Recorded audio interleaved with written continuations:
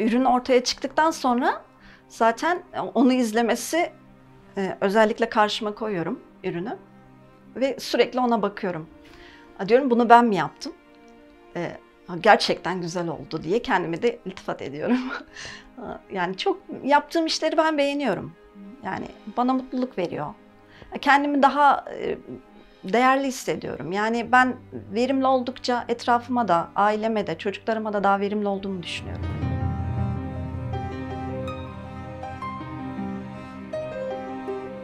Benim annemin rahatsızlık durumları vardı. Açıkçası çok eğitim alanında kendimi ilerletemedim. Hani tam ortaokul dönemime gelmişti, işte lise dönemime gelmişti. Hani açıkçası kendimi çok eğitime veremedim. Ben sonrasında hani eşimle evlendikten sonra kendimi geliştirme fırsatı buldum açıkçası. Yani kendimi evlendikten sonra yani kendimi keşfetme fırsatı buldum.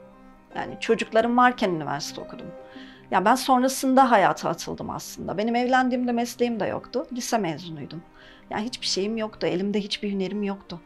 Yani ama sonrasında dedim tabii Diyarbakır'a eşimin tayin olduğu şehre gittiğimizde e, o halk eğitimin oturduğum yerde olması benim için çok büyük bir avantajdı.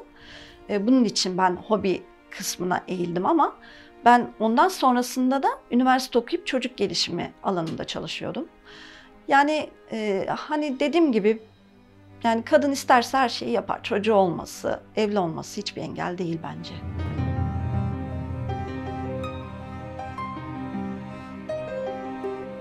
Aslında ben bu işe girdiğim zaman keçeyi bu kadar hani bilmiyordum. Yani ne yapılacağını, neler çalışmam gerektiğini bilmiyordum. Halk eğitim kurslarına giderek başladım aslında. Keçe kursunda yünü gördüğümde ben de bilmiyordum. Yün keçeyi bilmiyordum. Kumaş keçeyi biliyoruz. İşte kapı süsü yapılıyor ve benzeri. Biliyoruz ama ben yün keçeyi bilmiyordum. Sonra deneyimleyerek bundan ürünler çıkarmaya başladım. İşte tablo yapmaya başladım, kedi yapmaya başladım. Ya bir de kedi yapayım, bir de köpek yapayım nasıl olacak diye deneyimleyerek kendimi keşfetme fırsatı buldum. Çalıştığım yani kursa gittiğim yerde müdürümüz aslında benim kendimi keşfetmemi sağladı. Bir gün kedi yapmıştım. Dedi ki bunu sen mi yaptın? Evet dedi. Nasıl yaptın dedi. Bilmiyorum dedim yaptım hani oldu falan. Dedi çok güzel yapmışsın. Sonra güzel mi yapmışım diye böyle bir kendimi yani açıkçası çok sevindim. Dedim demek ki bir şeyler daha yapayım. Hani böyle bir ufkum açıldı. Sonra hep sürekli gördüğüm resimleri denemeye başladım. E, tabii ki keçeye de uyumlu olması gerekiyor. Yani yün keçeye resim yaptığınızda uyumlu olması gerekiyor. Her resmde yapamayabiliyorsunuz.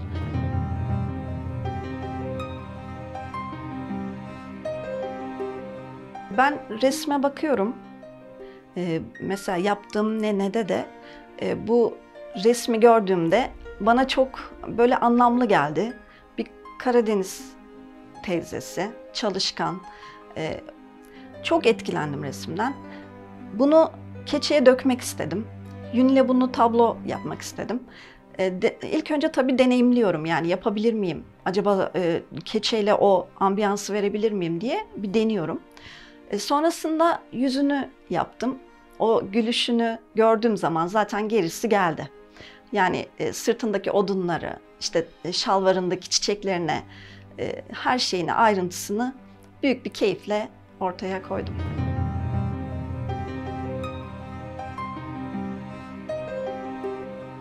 İğneleme tabloyu yaparken özel bir iğnemiz var. Yani iğneleme sanatını yaparken özel bir iğnesi var. Ucu tırtıklı bir iğne. Bu keçenin kumaşa işlerken birbirine tutunup kaynaşmasını sağlıyor aslında. Yani aslında geleneksel sanat gibi ama bunu iğneyle yapıyoruz. Yani ıslak keçe değil de iğneyle birbirine keçeleştiriyoruz. O şekilde zaten yünün çok çeşitli renkleri var. Zaten renkleri beni büyülüyor. Yani mesela yün keçeye başlayanlar ya da yün keçe ustaları da bilir. Yani her rengin olmasını istersiniz. Yani her renk çok güzeldir keçede. Yani ben mesela turuncu, açık turuncu, koyu turuncu ya da kırmızı, açık kırmızı. Yani bütün renklerini alabilirim yani hiç düşünmeden. Yünlerimi tamamlıyorum bu şekilde.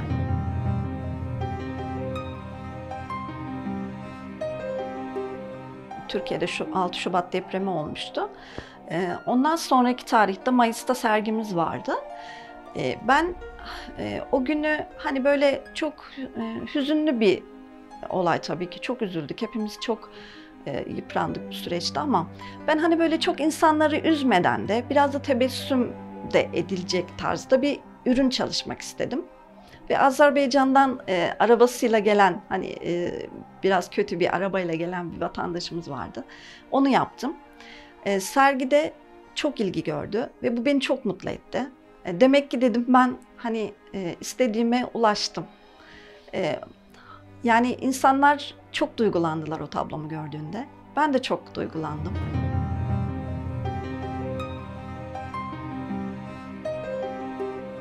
Keçe hem giyilebilir sanat olarak günümüzde hem de daha dekoratif anlamda da kullanılıyor.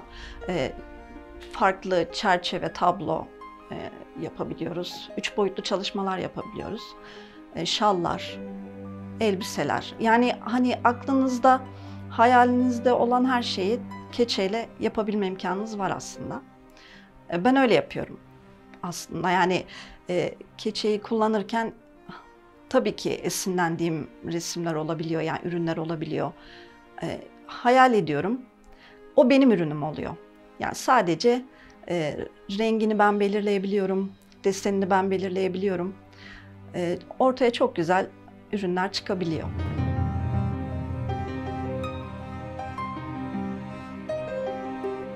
Resim yaparken bunun içine belki yetenek de giriyor olabilir. Belki resme belki benim biraz da yeteneğim olmuş olabilir. Bunu bilmiyorum. Hani hiç resim yapmadım. Hani profesyonel olarak hiç resim çalışmadım. Ama tablolarımda hani resim öğretmenleriyle konuşuyoruz sergilerimizde. Diyorlar yani senin resme yeteneğin olmasa bu kadar yapamazsın. Ben de diyorum demek ki var. Yani ama bunu keçede ortaya çıkarmışım diye düşünüyorum. Zaten ben bu işe bir hobi olarak başladım. Yani aklımda böyle bir şey yoktu, yani usta öğretici olmak yoktu ama yani ben bunu avantaja çevirip mesleğim olmasını sağladım. Yani kadınlarımız bence istedikleri her şeyi yapabilir. Yani ben öyle düşünüyorum. Biz güçlüyüz çünkü. Eve de bakabiliriz, çocuklarımıza da bakabiliriz, çalışabiliriz. Yani zorlanabiliriz ama bence kadın verimli olmalı. Ben kadınların el sanatlarında zaten çok yetenekli olduğunu düşünüyorum. Kursiyerlerime de her zaman bunu söylüyorum.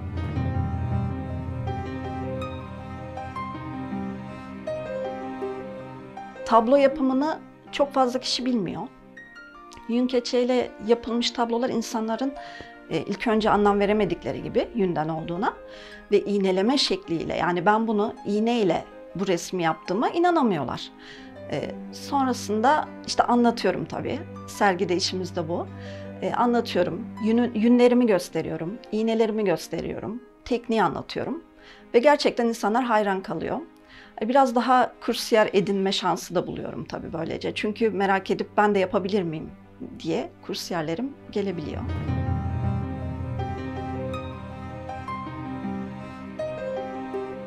Diyarbakır'da sergimde, alayda sergi yapmıştık. Orada bir tane misafirimiz, anlattım aynı şekilde keçeden olduğunu, yünden olduğunu. Çerçeveye dokunuyor. Diyor ki bu yün mü gerçekten? Evet diyorum, hani çerçevenin arkası yün. Şimdi diyor gerçekten bu yün mü? Yani misafirim inanın bir 5 dakika falan anlam veremedi. Karşısına geçti, izledi. Ben de şaşırdım ama sevindim de. Yani beni tebrik etti. Hani zaten ondan sonrası çok güzel oluyor. Yani o tebriği aldığınız zaman yetiyor insana.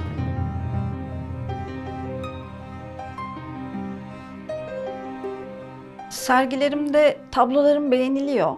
İşte satın almak isteyenler oluyor. Ama şimdi el emeği ürünler biraz pahalıya mal oluyor. Yani şimdi ürün alıyorsunuz, bir maliyeti oluyor illaki. Yani ya çok ya az. Üzerine el emeğini koyuyorsunuz. Tablolu bir ürünse tablosunu alıyorsunuz. Ve vesaire derken bu ürün tabii ki biraz pahalıya mal olabiliyor. Yani insanlara pahalı geliyor. Bir de şimdi hani bazen de insanlar Yani çok açıkçası onun o kadar emek verildiğini düşünmüyor. Yani hani ne olacak ki yani çok pahalı söylüyorsunuz falan diyor. Ama bilmiyor ki belki ben ona 2 haftamı veriyorum. Belki günlerimi veriyorum. Yani bütün her şeyimden fedakarlık yapıp kendimi ona yoğunlaştırıyorum. Hani bunun değeri bilinmiyor açıkçası. Yani el sanatlarının değeri maalesef günümüzde çok fazla bilinmiyor. Ya el sanatıyla uğraşan anlar sadece. Hani ne kadar değerli olduğunu. Maalesef hani sanatla uğraşmayanlar anlamıyor.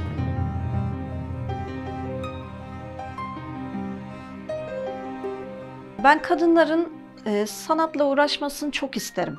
Çünkü çocuklarına, evine, hayata daha verimli olduklarını fark edeceklerine eminim. Bunun için halk eğitim kursları var. Yani çoğu kursumuz var. Yani keçi olabilir, nakış teknikleri olabilir. Ben kadınların gerçekten de yetenekli olduğunu düşünüyorum. Yani görüyorum çünkü kursiyerlerimde görüyorum. Yani geliyorlar, elime diyor hiç iğne almadım ama yapabiliyor. Yani ortaya bir ürün çıkarabiliyor. Ee, Ya ama bazen işte maddi durum da bunu engelleyebiliyor. Yani hani ürün alamayabiliyor kursiyer. Hani bu da tabii bir üzücü bir durum. Yani hani fazla açılamayabiliyor. Yani ev hanımlarımızın özellikle bu yönden çok muzdarip olduklarını biliyorum. Tabii eşlerinin de bunu desteklemesi çok önemli bence. Ben öyle düşünüyorum. Yani bir kadın destek görmeli bence. Yani maddi açıdan da destek görmeli. Fark edecekler zaten.